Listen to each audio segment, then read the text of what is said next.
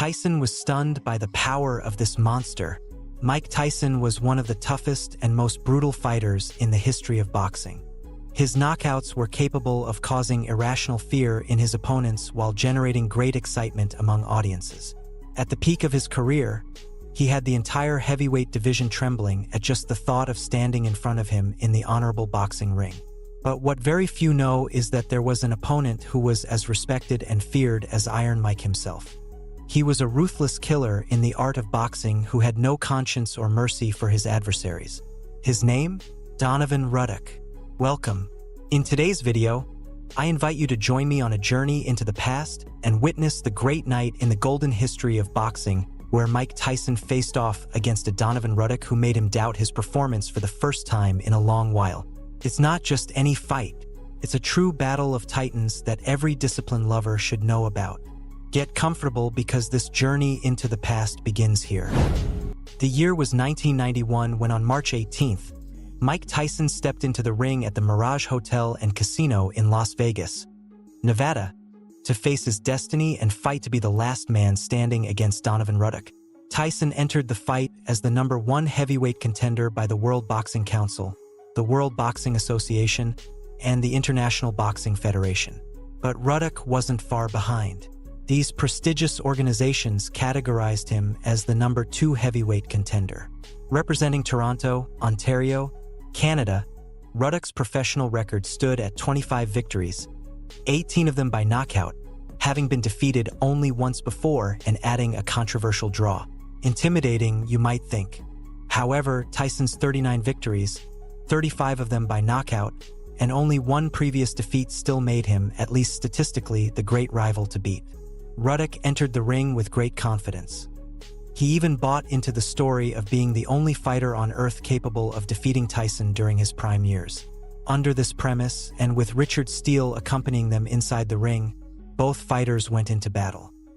Tyson's left broke the ice, and his offense quickly became aggressive.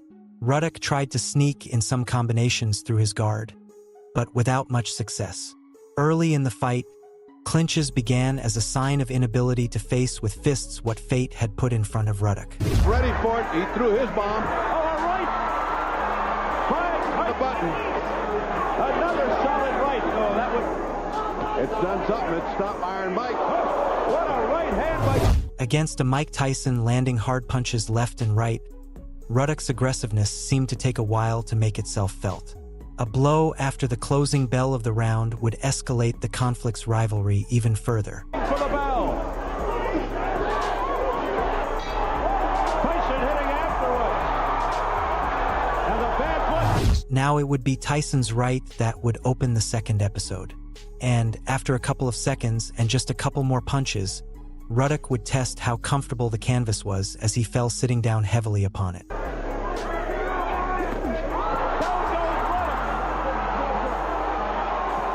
The Canadian Titan got up immediately, but it was a clear knockdown due to the powerful left blow he received before his fall. Steele began the safety count, while Ruddock paced around, agitated. Not even he could believe what had happened. After the standard count of 8, the fight resumed. Tyson knew what he was doing by provoking his opponent. In the first clinch, he landed a straight right to the chin. Confident in his abilities, he wanted to generate close-range exchanges to further open his window of opportunity for a knockout. But against a Ruddock who seemed calm between caution and clinches, Iron Mike would have to wait a little longer for his great chance to fully arrive. In the opening round, now he's measuring Ruddock out and seems to be more... Ruddock tried to create some distance between him and Tyson by stretching out his left, but to no avail. If he was the predator, Tyson was the prey waiting behind the sights of his rifle ready to execute the perfect shot. However, to avoid getting bored, he accurately fired his fists at his target with the intention of causing harm. Clinches were becoming more frequent, but Mike found a way to sneak in a couple of his punches to continue weakening his opponent. At this point in the contest, it was clear who was in control of the fight's rhythm. For every step Tyson took forward, Ruddock took 2 back.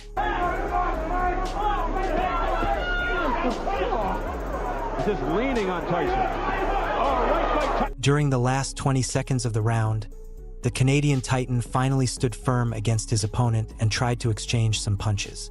Unfortunately, this only led to his second knockdown. Tyson's powerful left would be the star once again, as it executed a brutal hook that left Ruddock lying flat on his back. He just doesn't quite get this. There's a left by Ruddock. Getting up immediately, and with the greatest of surprises imprinted on his face, Steele granted him the safety count. Fortunately, when the fight resumed, he was saved by the bell. Mike knew he had to continue the path that had brought him to the fourth round with 2 knockdowns in his favor. Ruddock, however, knew he had to stay as far away as possible from his opponent if he wanted to avoid finding out if the third time was the charm. Fearful of starting another close exchange, Ruddock retreated as much as he could and clung to Iron Mike's body to reduce his chances of attack, frustrating the offense of the one who had dominated him perfectly until then.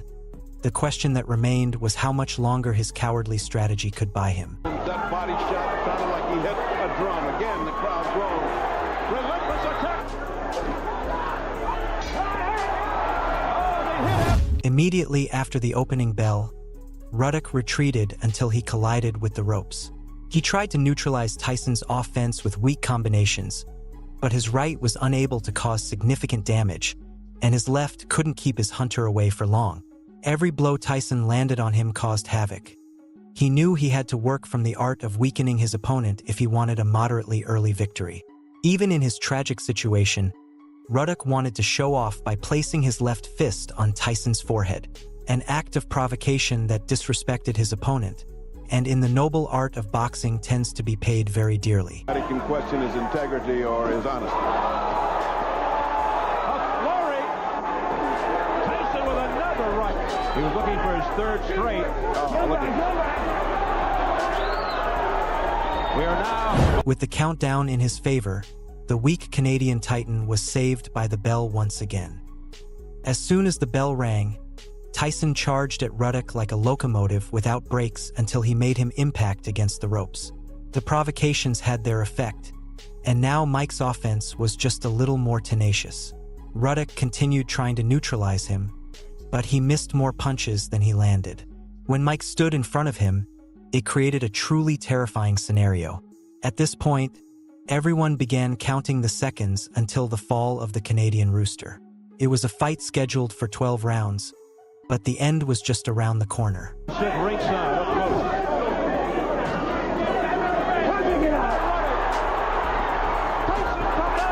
Tyson, now Tyson says no, hit me again, and he did with a right. Ruddock tried to slow down the inevitable with his clinches on Tyson's body, but his cowardly strategy would no longer succeed.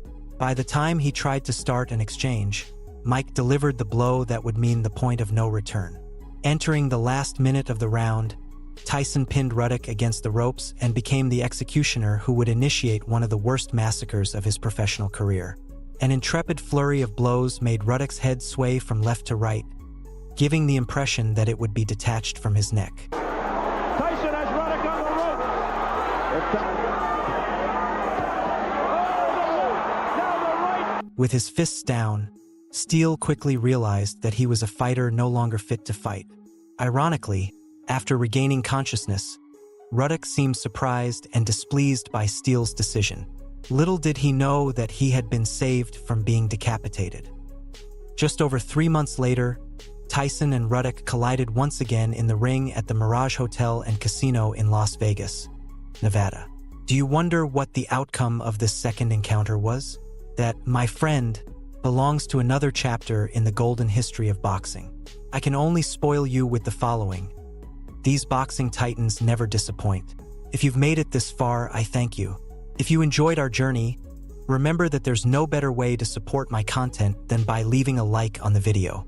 Do you think Ruddock ever really had a chance to beat the great Iron Mike? At what moment do you think was the point of no return for his defeat? I'll read you in the comments.